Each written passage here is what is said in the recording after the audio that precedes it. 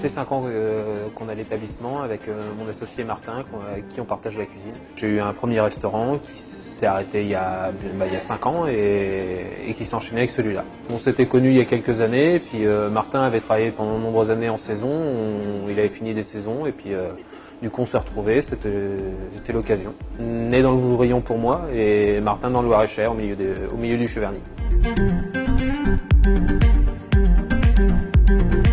Il évolue plutôt positivement, étant donné que ça a été pendant longtemps un domaine où il n'y avait pas beaucoup de renouveau et que les vignes étaient un peu inaccessibles. Aujourd'hui, on a de plus en plus de jeunes vignerons qui s'installent et qui font des choses qui sont très très bien, quoi. On bosse depuis longtemps avec Philippe Foreau, qui est un des emblèmes de l'appellation et qui fait toujours des choses excellentes.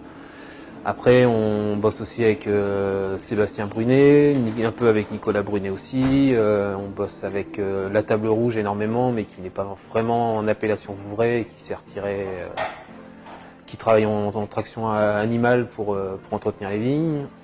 On a travaillé un peu avec Florent Côme. Après, c'est vrai qu'on essaye de faire tourner à chaque fois les vignerons de manière à pouvoir présenter tous les jeunes vignerons qu'on aime bien, quoi. Les parcelles qui sont à vendre sont souvent rattrapées par les gros domaines.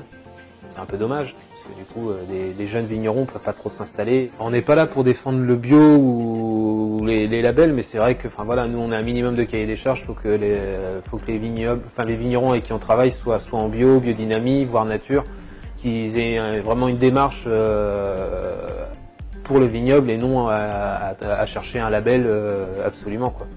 Après, c'est pas facile de faire bouger les choses. Les Vouvrions ont toujours eu la tête un peu dure, ils n'ont pas voulu faire trop de changements et tout ça.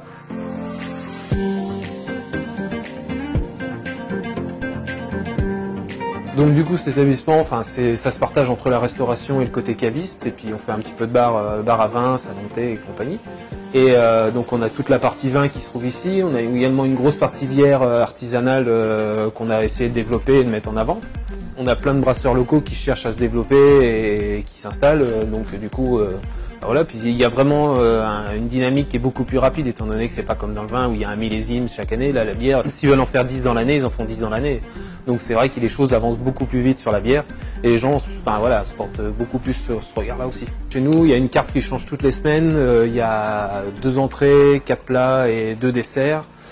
Ça change toute la semaine et puis on est resté sur une carte à base de produits frais. Et voilà. Donc il y a mon associé Martin avec qui on partage la cuisine. Un coup c'est lui au chaud, un coup c'est moi, un coup c'est lui au dessert et aux entrées, un coup c'est moi. Et du coup on essaye de faire une carte qui nous ressemble à chaque fois, en étant toujours autour un petit peu des épices et puis de la gourmandise.